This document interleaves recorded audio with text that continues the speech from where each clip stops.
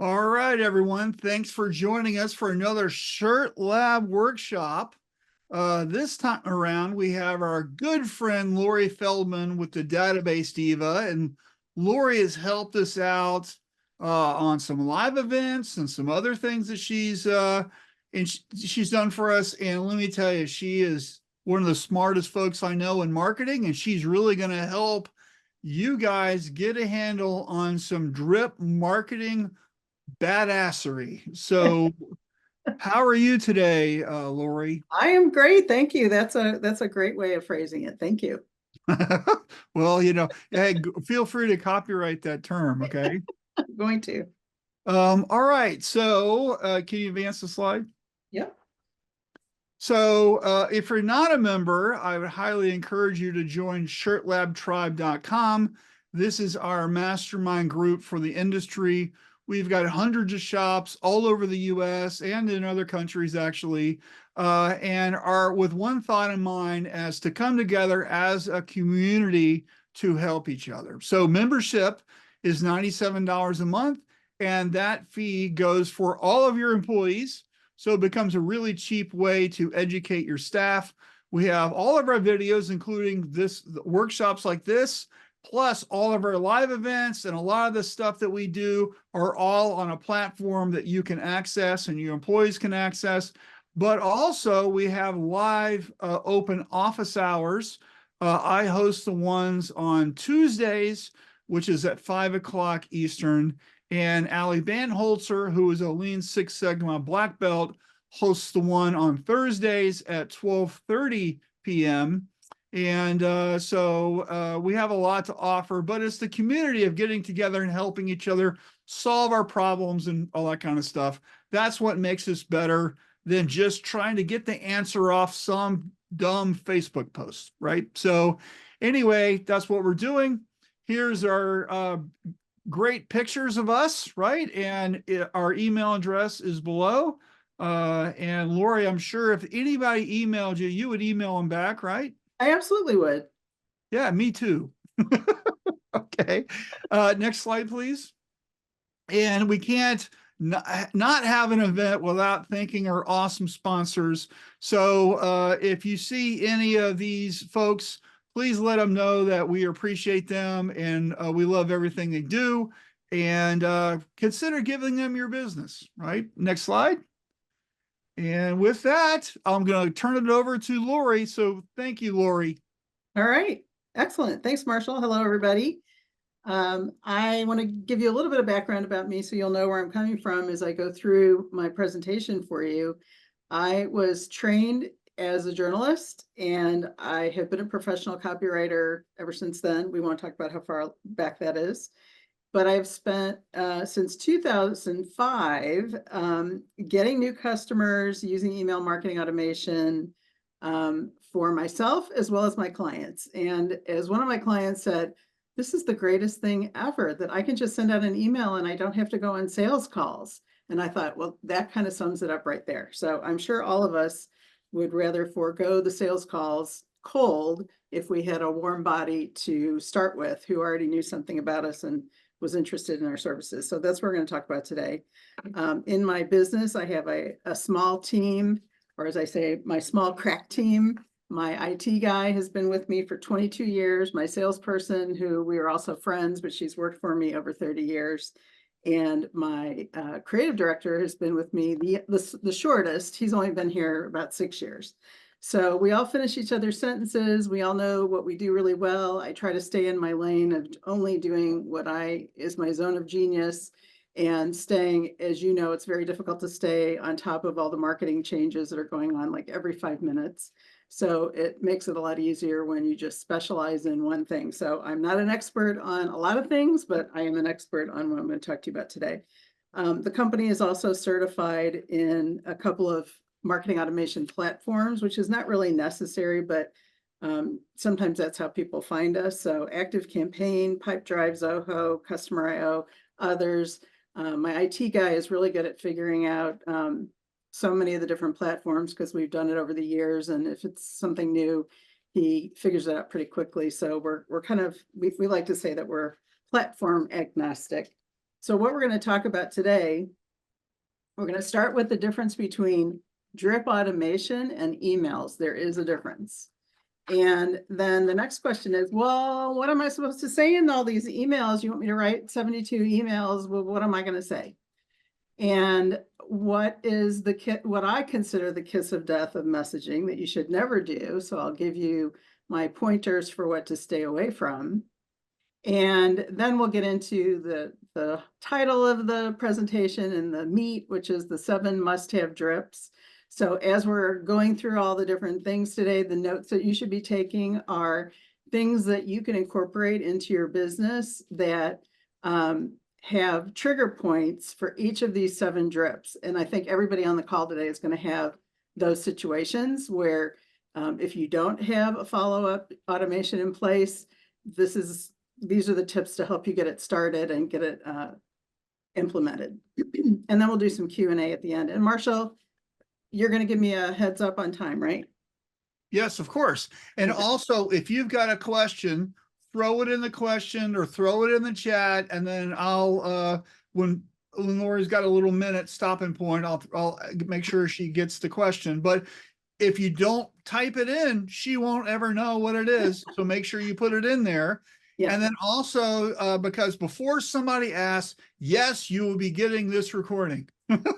Okay, so I'll be sending this to everybody who signed up, whether you were here live or not.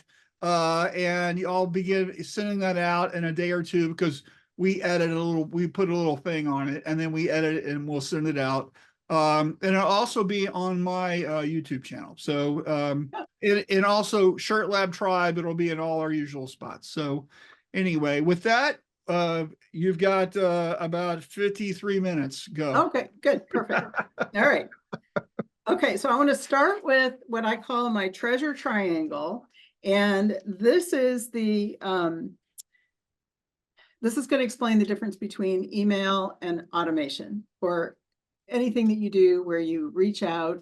So it could be email, social media, paid ads, you reaching out to them saying, hey, here I am, buy from me. That's you reaching out to them. That they didn't do anything. They probably don't even know you're going to be what I call attacking them with your message. It's a necessary evil. We all have to do that in business. We all have to promote ourselves as much as we can. And there is a time and a place for doing that kind of outreach. I'm not saying don't do it. So as you can see, this is an equilateral triangle. Each corner of the triangle is important to the overall diamond producing effect. So in the top left, we have email blasts or newsletters, kind of the same thing. So an email blast might be like, hey, we're having a sale. It ends at the end of the month. Or we're going to be at the show. Come see us. Here's your free ticket. Or, get a discount if you're my customer. Or, we're going to have this pop-up sale, and, you can order $100 and get $20 off, or whatever those kinds of messages are. Those are one-off, situational, usually time or date sensitive. Then they end, they go away, and then you have to come up with the next one. So a lot of people think doing automation is I got to come up with a discount every single time that I send an email out. And that's probably the worst thing you can do for your business, because you're just training your customers not to buy from you unless they get something extra. So we don't want to do it all the time, but it is something that's necessary to do. Same with newsletters. A lot of people just do that and they put their specials in there, and that's fine. So if you have a weekly newsletter, a monthly newsletter, a quarterly newsletter, whatever, that's still top left of the treasure triangle. And that's you figuring out, these are the things I want to tell my customer this time, and I'm going to blast it out there. Fine. Social media, same thing. A lot of people don't like to be on social media, but they feel like they have to be, or maybe you're loving being on social media and you've gotten some interest from that. It's hard to measure. It's hard to know if all the effort you're putting in is paying off or not, but you don't want to be there in case you get a hot prospect and they go check you out online. They want to make sure that you exist online. So it's a very important component of the overall picture. And it's the right side of the top right side of the treasure triangle. And so now I want you to imagine, I don't think I can, oh, no. Marshall, do you see my mouse moving? Yep, it's moving. Okay, all right. So pretend we're going to dissect or bisect the treasure triangle in half, top to bottom. So there's a line right here. So the top half is what I call all about me marketing. My company, my employees, my trucks, my t-shirts, my me, I. It's all about me. When we get to the bottom of the treasure triangle and we're starting to talk about drip marketing, that is where something happened in your business that is triggering the automation response that you're going to put out in the world. So somebody asked for a quote. Somebody filled out a form on your website. They visited your website, maybe 6 months ago, but now they're back. Any kind of online behavior, they responded to an ad, a paid ad that you had out there. They did something which is causing you to respond. So when that happens, it's a wonderful opportunity for you to really focus on, all right, here's this person, they reached out to me. What do they want to hear from me to keep the conversation going? And so I want to talk more about that, but usually it's education, it's storytelling, it's testimonials, it's examples of other work that I've done for other people. And now I'm showing you that I can also do what you're asking about. So drip marketing is the bottom of the treasure triangle. But again, if we talk about dividing top half from bottom half, the bottom half is all about you marketing. So it's how can I make your life better as my customer? How can I make it easier for you? How can I educate you to become a better customer so that you're not ordering something you didn't really mean to order and you're getting the most out of the budget that you have to work with? So that's the difference between the top half of the treasure triangle and the bottom half of the treasure triangle. Again, I'm not saying don't do these things. You absolutely need to do them, but there's a different strategy involved. And so this is what we're going to be talking about now. So that brings us to, well, what should these emails say if I'm not offering a discount, if I'm not blasting out something about, how many different colors of t-shirts I have, what am I talking about? So when you get into marketing automation, it's really less about, it's practically nothing about the software and the technology. And it's more about how well do you know your customer buying cycle and where the customers are mentally at each stage of the sales process. So this is the process that I take my clients to. And I know you can't read that and it's not important. I just want to show you the concept because you can get a cocktail napkin and do this yourself with your team. And I highly encourage you to do that. Anybody in your company who is customer facing, so support, customer service, project management, you as an owner, a salesperson, anybody who has conversations with customers is going to have insight into what customers are thinking about at every stage of the sales process. So if we start up here with a new lead, and I got sunglasses on this person because we don't know too much about them yet, they're just reaching out, but we don't know if they've got money. We don't know if they've done this kind of order before. Is this the first time? Are their expectations wildly out of control? We don't know anything about them. So when the lead comes in, that's the time that you have to make a first impression to them, but you also want to be able to get information from them about whether they're going to be qualified to do business with you. And I know most of you, well, any of us in business, besides opportunities that we really want, there's also opportunities with people that we really don't want. Either they're big time wasters and they never pull the trigger, or they don't have enough money to do business with us, whatever it is. It would be nice to weed the good opportunities from the not so good opportunities. And when that lead comes in, that's the first thing that we want to do is figure out, are they qualified or not to do business with us? So on this map that you're going to do, this cocktail napkin map, anywhere you see a diamond, that's a decision point. So they're qualified or they're not. They're ready to buy now or they're not. So each part of the buyer's journey, there are decisions that either you're going to make on their behalf or they're going to make, and then you're going to move on to the next phase. So when the lead comes in, are they qualified or not? If they are not, maybe they just need more education and more money. And so you're going to put them on maybe a nurture drip or an education drip. So anywhere you see an envelope, that's a drip automation that you could set up for that particular trigger. So the behavior from the customer or the prospect is what I'm calling the trigger. And then your response is either going to be a decision-making point or an automation. So as you go through your sales process, maybe you're going to send out a quote. So you send out a quote, and then do they buy or not? If they don't buy, we want to follow up with that quote. And the thing that happens in real life is we send out a quote, and then the next day we get 3 more, and then the next day we get 2 more, hopefully. And then now you're too busy and you don't have time to follow up with the first guy, but meanwhile, that's an opportunity. And so maybe you're good and you'll follow up for a week or 2, but maybe that sale is not going to close for 90 days. You need to have a mechanism in place from the get-go that will follow up when you can't, but it sounds like you, so that you stay in touch with that person and they don't get lured away by a competitor who maybe is offering them $5 extra, because it's not always about the money.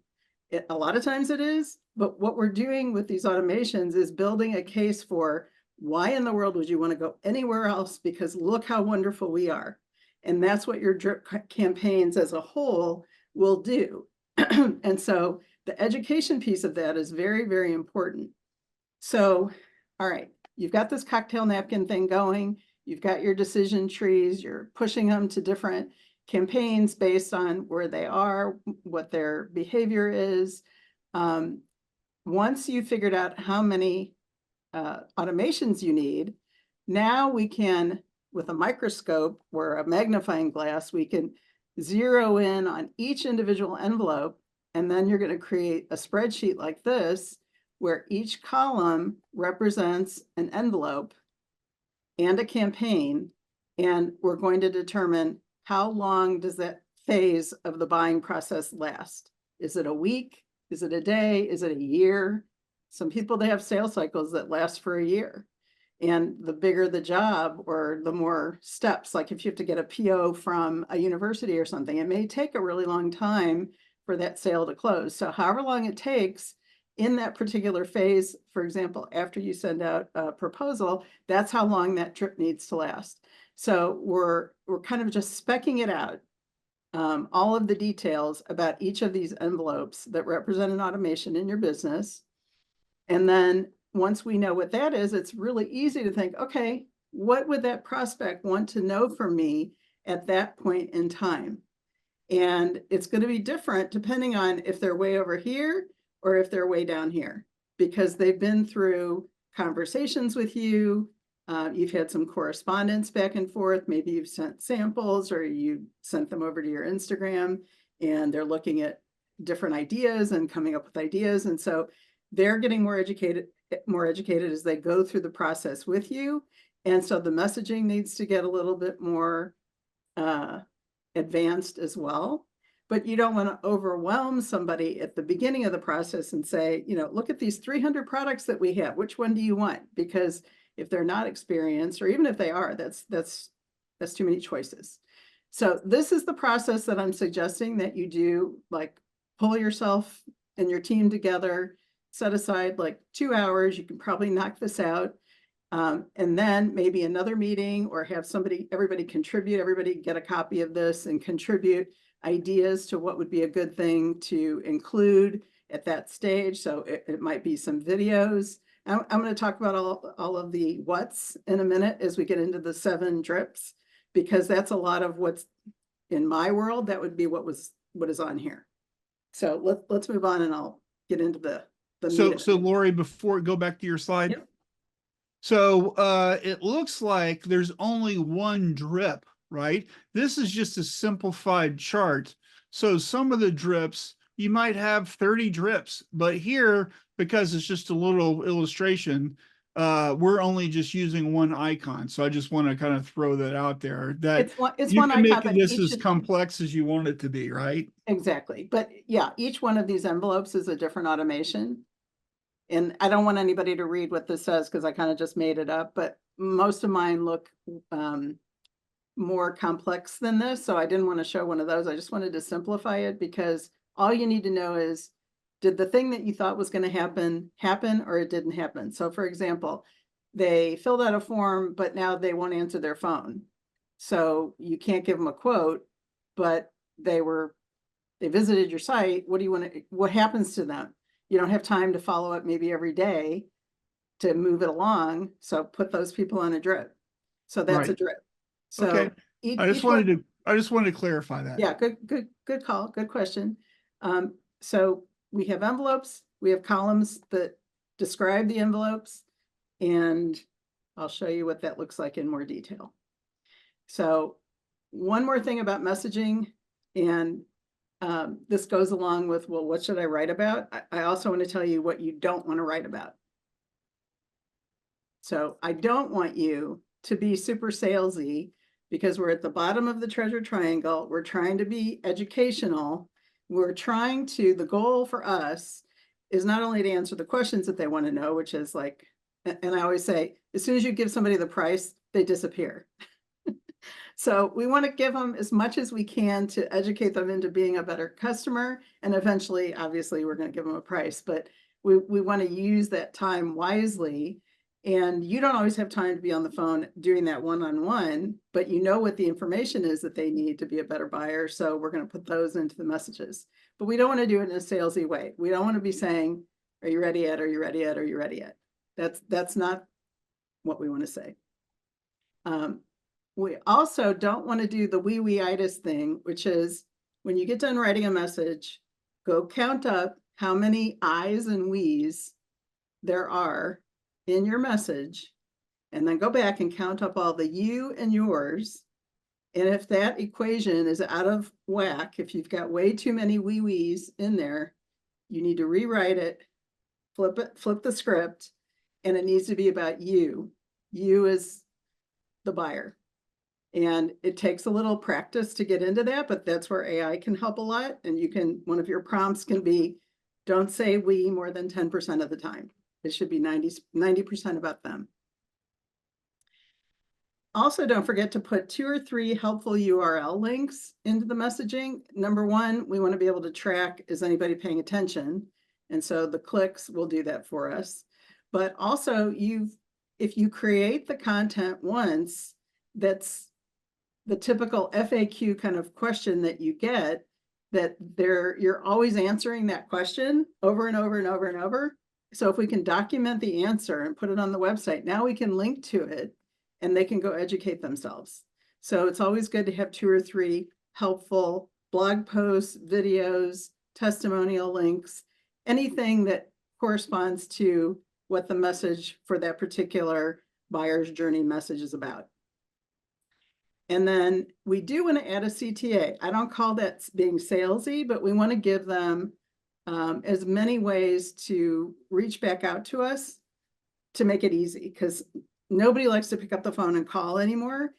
And so you probably don't get a lot of like actual phone calls, but you might get a lot of emails. But some people may want to talk to you on Facebook Messenger. Some people may want to DM you. Some people may want to text you. So you want to give people plenty of ways that they can reach out.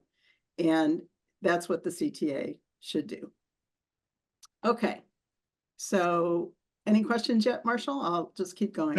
No questions, although I would like a comment. Okay. So the call to action, okay, doesn't have to be about buying. You could say, hey, schedule an appointment for us to begin your design work. Or, hey, which of these 3 hats do you like the best? Vote, right? Or it could be something where you're educating, but you're also gaining information or whatever. And what you want more than anything is a response that's going to move them to the next plateau or whatever in the buying cycle, right? Yep. And I like to have time scheduled time for a 15-minute review or whatever. I think that really works great. I like to use Calendly. That's what I use. And what's really great about that is when they do that, they only schedule when you're available. So and most people will keep that appointment. Don't you feel like Calendly changed your business life once you implemented it? I love Calendly because before it was like, okay, is 9 o'clock on Tuesday good for you, or is Wednesday at Yeah, 3 all that better? back and forth. And it Yep, was just such a mess. And now it's like, here's my yep, link, get the time that works for you. yep, exactly. I like to have more than just schedule a call. I know that's your thing, but you deal with mostly people who already know you, Marshall, don't you? Not necessarily, Okay, all because right. I have new clients too. Yep, okay. Well, just try lots of things and don't just have it be one choice, just give people lots of choices. They like that. And make sure that's included on every message. All right, the 7 drip marketing campaigns that boost sales. So when you do your cocktail napkin, these are the ones that you should keep in mind. Where can you put these? Because they're all super important to every business. And if you think about it, every day when you wake up and go to work, you know certain things are going to happen, or you hope certain things are going to happen. Like you hope someone's going to fill out a form on your website and ask for you to do some work for them. You are going to realize that you haven't heard from customer X in over a year, and they used to be your best customer, and you just discovered, oh my gosh, what happened to that person? So all of these things are going to happen. The only thing that you don't know is who that person is who's going to hit that trigger on that particular day. So what if you were super proactive and built out this automation process so that when those triggers happened, you had a prepared answer ready to go? That's the life-changing momentum behind doing something like this, really committing to doing this for your business, because it's hard. I'll be honest, it's very hard. That's why people hire me, because it's too hard. It's hard to do it yourself, but it's not impossible. It's just time consuming, and it's all front loaded, and you have to get it done to see the results. But once you have it done, the results just kind of, I call it Christmas every day. A year from now, you'll be glad you did it. So these are the 7 campaigns that I want you to include when you do your cocktail napkin. And obviously, the first one is a new online lead. So I didn't just say a form, because they might fill out a form. They might respond to something that you posted on social media. They might, maybe you've got some paid ads going. So it could be any first touch online that comes in. And what you want to focus on is how can you make the very best first impression on that person who's coming to you for the very first time. And I'll give you some examples of things you can include in messaging when that happens. Number one, there's usually a sense of urgency on their part. Nobody really plans ahead. I mean, they don't do that in my business. And usually most of the people that I know in your industry, if they get a lead, it's like, I need it immediately. So there's some urgency. So you want to acknowledge that they're in a hurry. And so it's like, okay, I'm reviewing everything, but in the meantime, here are some things that you can do. You can check out our Instagram, samples of work that we've done and see if you see anything that's like what you want. Here are the top 3 videos or blogs that our customers find most helpful. Here's the origin story of the company. And you want to make your origin story. If you don't have it on your website already, you need a web page for that, to talk about how did you get started in business, who helped you, who are they going to be working with, who are they going to come face to face with if they do business with you, and what are those people's backgrounds. That's really helpful information that people will browse your website, and maybe they'll call, maybe they won't, but that's like, if someone's considering working with you, they want to know who you are, and what were you doing were you doing the same thing last week that you're doing this week? So those are examples of things that you can talk about in messaging for somebody who's coming to you for the first time. And again, make sure that you acknowledge that sense of urgency, like that nobody really wants to fill out a form, but they know that they have to. So it's good for you to acknowledge that they took the time to do it, and you're reviewing everything that they sent you, and someone will be in touch ASAP. Okay. So what about a what about a survey? So like maybe you want to qualify that online person and you have like a really short survey that they can take to see if, kind of what is something about them or whatever. And that can also help route them into the correct type of sales category or how their response is or something like that. Yeah, Is that okay to do as a call to action also? you don't want to give them 50 fields of information to fill out and feeling like, it's No, a I'm thinking like two or decision. three questions, right? Yeah, And I think that you can try it. I always like to recommend, and I'm not connected with this company at all, but I like Typeform because it's a progressive form. So if they answer a question one way, it'll take them off to other questions that are more related to that answer than treating everybody the same. And I know in your industry, there are a lot of factors involved in figuring out what somebody wants. So that's a good way to do it. And a survey of not necessarily, do you want this or this? Because they may not know. They may not have enough information to know. But they may, let me go back to that first one. They may understand it a different way. Like you don't want to say, do you have at least $2,500? You don't want to say it like that. And when you ask people what their budget is, a lot of times they don't know or they don't want to tell you. So what is a question that you could ask that would give you the same information without being that direct? So those kinds of survey questions, I think you could do 2 or 3 of those and be okay. Is that what you meant, Marshall? yep. All right, the quote follow-up, probably the single most important drip automation that you can set up. In fact, I would set this one up first and make sure that this one is in play, because I can't tell you how many people that I talk to when I'm starting this process with them, and they're like guilty because they know over the last 5 years how many quotes they've missed because they didn't follow up. Either they just never followed up and they don't even know what happened, or by the time they followed up, the customer had made a decision to go with somebody else. And that's just heartbreaking when you spend time and effort putting a quote together and going through everything you have to do to make that happen. And then, they don't make a decision right away and you have to do the follow-up, but then you run out of time. So this is one of those things I'm talking about. You know that you're going to have quotes to follow up with, and you know that you're going to be busy and you're not going to have time or inclination to want to do it. So, not everybody is a superstar salesperson. And the best thing that you can do is, and I don't want to say that you're not a good salesperson, but a lot of people don't like sales. That's what I meant. And so this is a way to be a really great salesperson without having to do it one-on-one. And I kind of fall into that camp as well. I started out life as an introvert and I struggle every day trying to overcome that.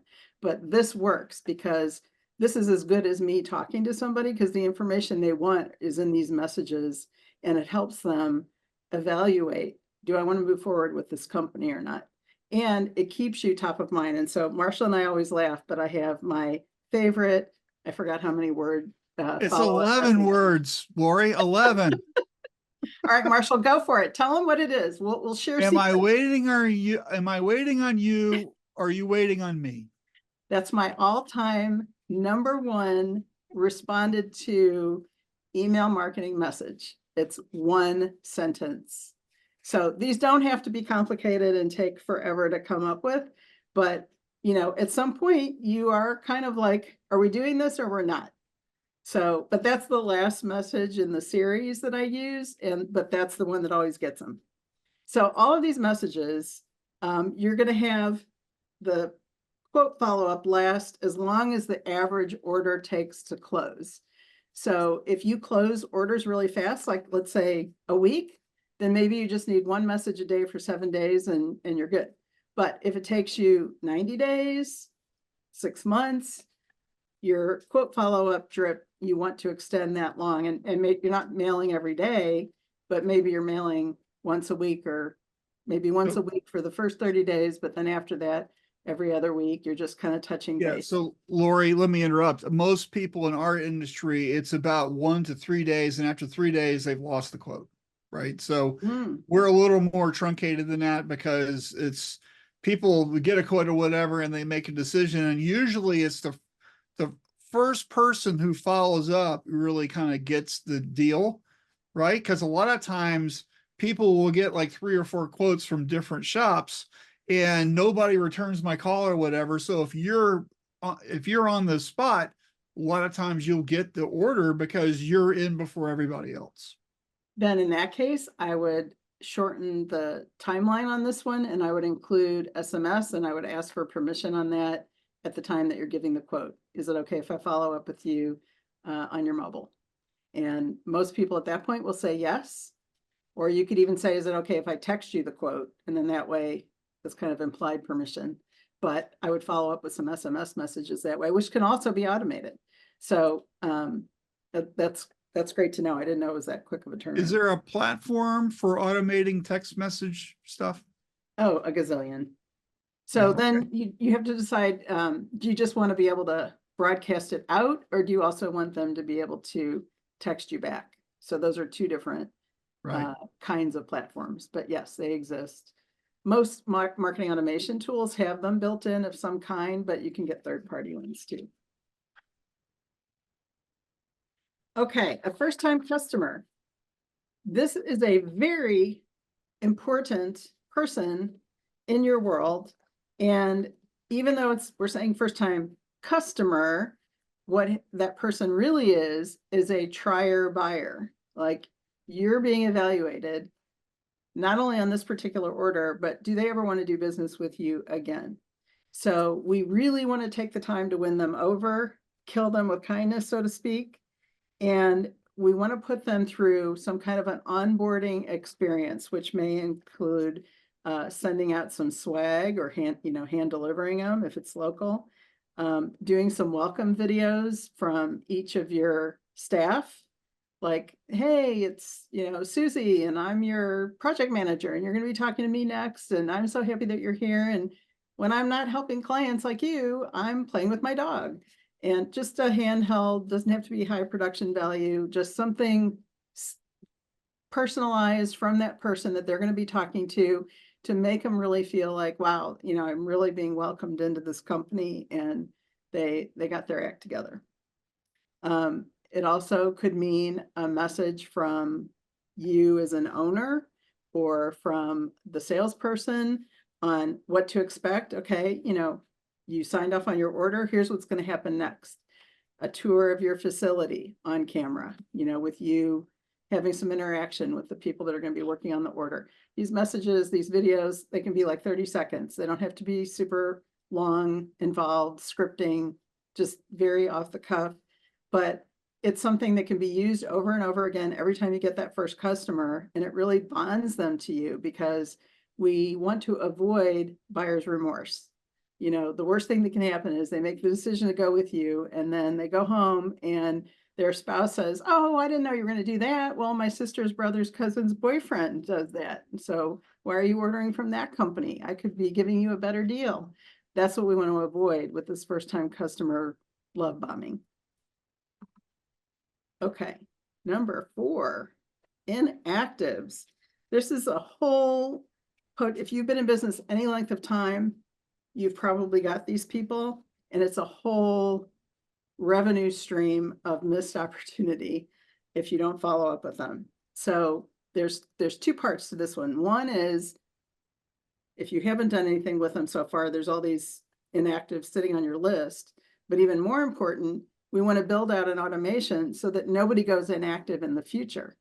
So at the time that you give a quote, that's the best time to ask that person, is this a one-off kind of a thing that you're doing, or is this something that you need replenishment of, or will this event occur again? And get some feedback from them so that you can put it into your database when the next time you should follow up is. So if they say, oh no, this is an annual event, then maybe 90 days before the annual event, we need to be reaching out again. I know some of you do that a lot, but it needs to be more automated so that nobody slips through the cracks. And then once you put those dates in there of when you're going to be following up, now those become the trigger dates for when your inactive drip automation would start. So Can you write that drip? So as you're taking the order, let's say there's an annual 5K run. I'm just making this up. Uh-huh. And we know that you're talking with the race director and it's going to be in September, and you want to reach out to them in July of next year. Can you set that up in a program with their name and what the thing is about and whatever, and to automatically send that to them in July as an email message or a text Yep. message? Yep. That's And it's exactly what all we do. written, and you don't even have to remember to do it because you set Yep. it up today. Exactly. Yep. So we need, what kind of event is it? When is the date that we want to follow up again? Any other information that you could mail merge into that message, but you don't really need anything else. And you just say, hey, looking forward to talking again about your next event type, fill in the blank. Hope last year's went well. Hopefully you didn't wait that long. Hopefully you also followed up after they had that event, so you know it went well. But just putting a bug in your ear, here's my calendar link. Let's get together and have a discussion for the next year's event. And that goes out automatically. And that's where we get into Christmas every day, because you didn't do anything except load the CRM with the information, and the trigger happened, the email went out, the customer loves you, he responds. So this is one of my favorite ones. It's my favorite one to get caught up with all the people that are in the database now that you've overlooked, but then moving forward, making sure that it doesn't happen again. That's a real good one. So really you could write drips. There's two phases. One is for all our new customers, and the other one is for all the people who've done business with us previously. Yep. And then we're going to send them all something. Yep, exactly. All right, number 5 is nurture or newsletter. They're kind of, everybody knows what a newsletter is. That takes some time to put together, and it's presumed to be more current. So that's why I like to say the nurture campaign, because that's one message. Typically what I recommend is one message every other week. One message every 3 weeks, which is 18 messages a year.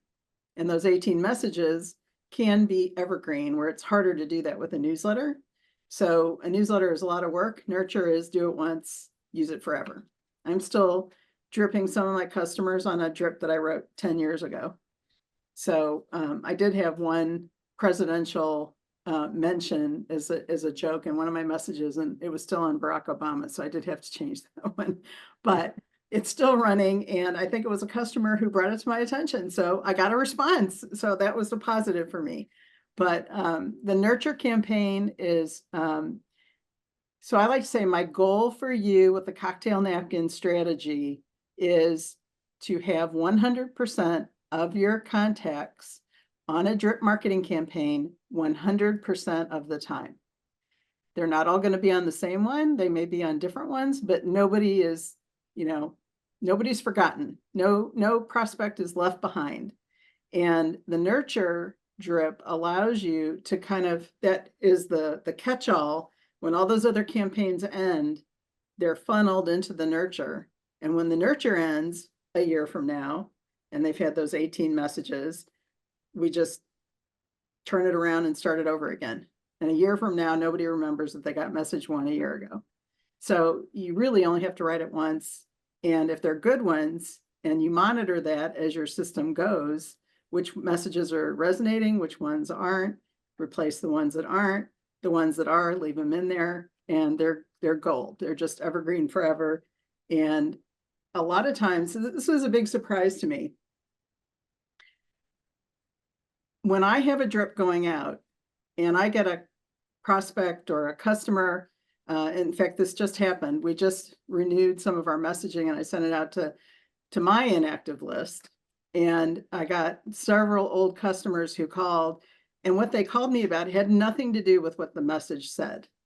It was just the fact that the message hit them at a time that they were thinking about doing something that I could help them with. And I think that's a lot of, everybody says, oh, email marketing doesn't work, and I don't want to get all those emails, but you're being very intentional about when you send these out. And the thing about drip marketing is that you're responding to them reaching out to you first. So it's not cold. So they appreciate it, but it shows them that you're on top of your own game and it's almost like you're reading their mind. You're sending out the message that was the next thing that they were going to think about.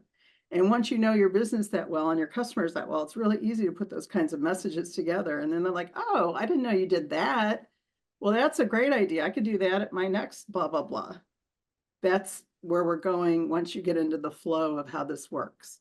So the nurture is very important to give you the time to talk about all the different things that you do beyond what they came to you originally to order. So Marshall, you've had that, I'm sure, where you do your consulting and then people just think you're a consultant and they don't know that ShirtLab exists. So they just know you from the thing that they bought. They don't know all the background things. Right. So that's true. And I think one of the things that we also need to kind of be cognizant about is when we're sending stuff out, the length of what you're sending. And I think a lot of people are using Chat GPT now, and which can write some amazing things, but sometimes it really overdoes it and it's too much, it's too long, it's too wordy, it sounds like Chat GPT instead of a real person, right? And so I think if we're going to be doing stuff like that, especially in a nurture campaign, shouldn't it be briefer, if that's even a word, is better than longer, right? We want something that's just quick and easy to read, easy to digest, even if it's just bullet points or something, just to say, hey, I'm here, here's something, here's an idea, let's get something going, right? And rather than some huge long thing, correct? Yep, absolutely. And my favorite things to do with the Nurture Dripper to tell stories about other successes that you've had, like you're reporting on your wins. Like, hey, let me tell you about this customer I had. He had a 5K run and he was looking for, some water bottles. And we didn't just find water bottles. We found this and this and this and this and this. And pictures from the event. And, just those are real life. That's real life reporting. People are interested to know what else could they do. They're trying to be creative too, and they don't have the resources that you have. So you're kind of unlocking that world by giving them the ideas. So Right. yeah, and I think you can use Chat GPT. You just have to be very, very, very specific on the prompts. Like I always put a word limit on. I'm like, no more than 100 words. Don't use these words. Make it fun. Everybody knows what the prompts are, but as you learn what you don't like, you can add that to your list of prompts that you're putting in there. But then also, if you can find if it's a 5K or whatever, find some 5K URLs and say, I want to talk about these kinds of events. So it's giving ChatGPT kind of a frame of reference as it's writing its 100 words.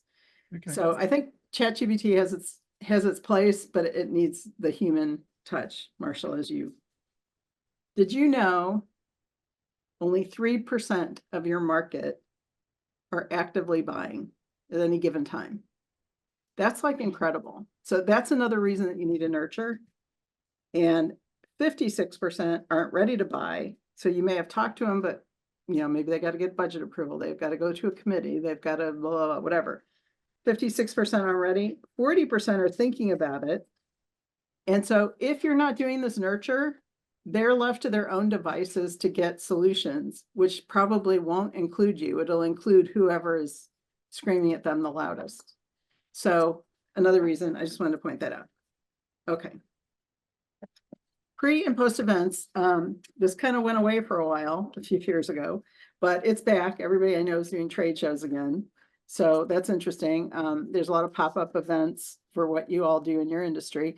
But when you have an event, there's a pre-event opportunity and a post-event opportunity. So, and that is true whether the person attends or not. So it's kind of like this webinar. Marshall had, X number of people sign up, but not everybody showed up today on this webinar. We're still going to market to the ones who didn't show up because they showed interest. So same with you. There can be people on your list who have every intention of showing up to an event, but then they don't, but we're still going to market to them because they had some interest. So what I suggest on these is that you work backwards from the date of the event for the pre-event. And then that becomes a drip that you can use anytime you have a date in the future. And then once these are like moments in time kind of automations. So once they end, we move them over to the nurture, and they continue, the people on that list continue to get messages from you showing all the other skills that you have besides whatever that event was about. Okay, and then lastly, and I did this last for a reason, is cold email outreach. And as I like to say on this one, no one likes getting spammed, but everyone wants to have a cold email outreach campaign. So this program is very, very hard to pull off. It's hard to pull off from a Google deliverability standpoint, and it's hard to pull off from not sounding spammy. So I'm going to give you my best advice for how to do this if this is something that you want to do. Also, for, if you have HubSpot, well, pretty much any platform that you have, any email marketing automation platform, none of them want you to use it to do this. So you have to go to like a second tier platform, which there are many of those. If anyone's interested, I can tell you the ones that I think are the best. But you have to go to those platforms. You've got to warm up your domain. There's a lot of work involved in getting it to even deliver your message, let alone have it work with a prospect who can become a customer. So my suggestion is that you pick 50 companies that you want to do business with, like you can name them, and then find the person or people within those companies that are the decision makers, or you feel like they would be the decision makers, and then get an intern or get your kid or get someone who doesn't have that much to do, which I don't know if those people exist on a team anymore, but find someone who can go do some research on those companies and find the reason that you're reaching out. So maybe you go to their events page, and maybe that's how you do it. You do a search on whatever, ChatGPT, for companies in your local area that have an events page on their website. And you find the ones that you think you can support with your services, and then you reverse engineer that to who in the company would be the right person. And now you've got a reason to do the reaching out and invite them for a tour, send them a sample, or whatever your message is, and tell them a little bit about who you are, and do that in a series of 2, 3, 4, 5 different messages that hit different aspects of how you can help them. And see if you can make that work. If you can figure out what the formula is to make that work, go find another 50. So that's my suggestion on that one. It's actually much more involved. This would be the last one that I would suggest that you do, because even though everybody wants new business, most people are not following up enough with the clients and prospects they already have. So that is first priority in my book. Cocktail napkin workshop first, figure out what messages you're going to send each triggered automation, and then make it happen. And then when you've got all that done, this is the next one that you're going to do. So I think with that, here's how you can reach me if you've got any questions that I didn't cover or that you specifically would like me to cover. I'd be happy to send an email back to you or jump on a call with you, either way. And Marshall, I think we are ready for our Q&A. So nobody has put questions in. So if you've got one, throw it in real quick, and I will ask some questions of my own for a minute while we're waiting. And we got one. So Era says, what are your thoughts on grabbing potential customers' attention via Instagram and LinkedIn posts rather than email? I think you can do both. I don't think there's any one thing. I think marketing today is all about doing lots of different things. So yeah, definitely. I'm still going to promote the sales process the cocktail napkin sales process and the corresponding messaging, because no matter where you reach out to somebody, you're still going to have the right messaging. What do you feel about doing the same idea on multiple channels to see what connects the best? Well, I think it would have to be modified, but I'll tell you, like right now, I'm using a program called Dripify, which is drip marketing on LinkedIn. And it's limited what you can do. You don't have as much flexibility because LinkedIn has so many restrictions on what you can and cannot do.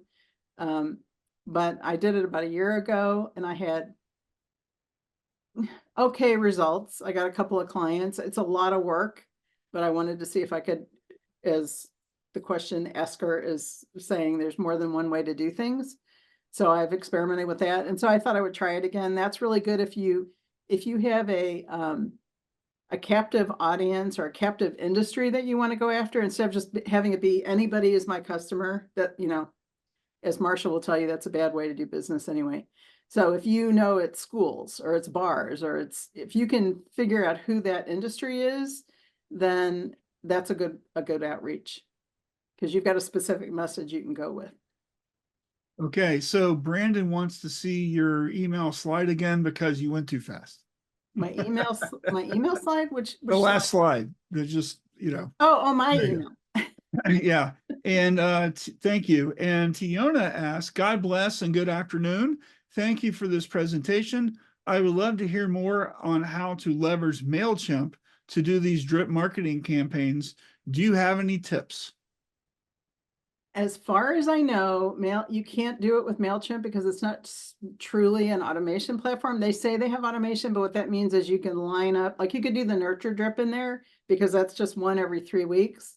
But the difference comes when you have a triggered response, so that if the customer does this, then do that, or if this happens, then do that, or when this ends, send them over here.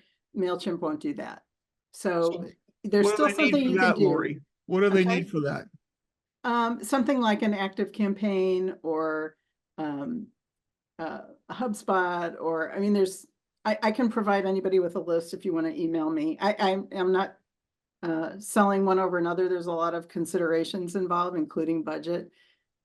So you are going to take a hike in price if you move away from MailChimp. So MailChimp I know is very attractive because it is low cost. And I know, Marshall, you use ConvertKit, and I don't know that one very well. I use ConvertKit for my Midjourney newsletter, and it works great. And by the way, I have a Midjourney professional who set it up for me, so I don't have to make a bunch of mistakes.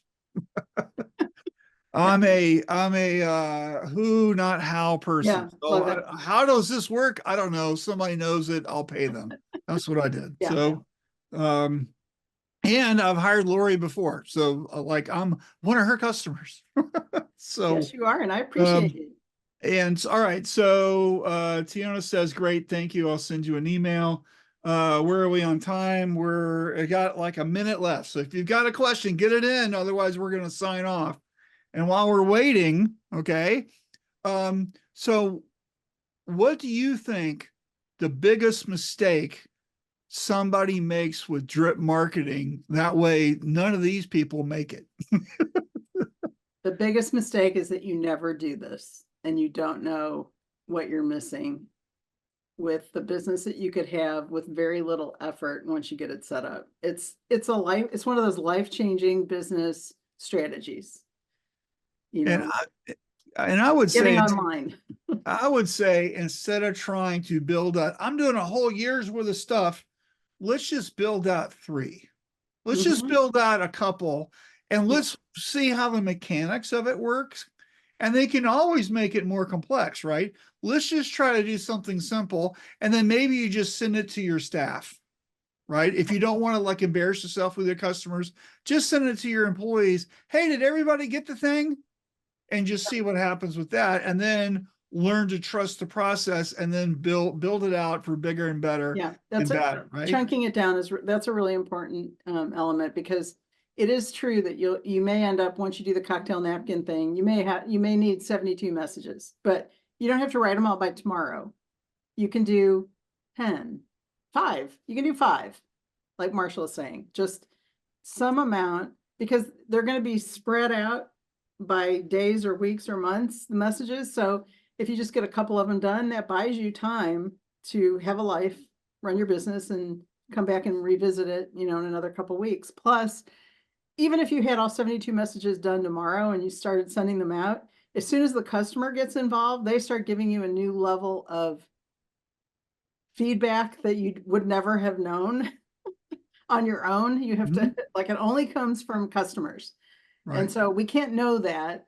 So we kind of don't want to write all the messages at once, because we want to put them out there in the world and see what the customer comes back to us with, and then include their feedback in what we do next. It's an iterative thing.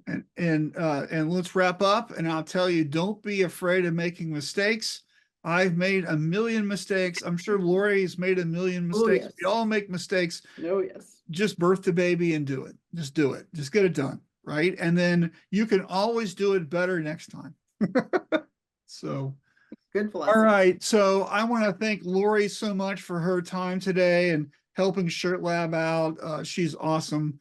And so follow her on all her social channels and send her an email. She'd love to help you out. And with that, we're going to end the webinar. Any last minute thoughts, Lori?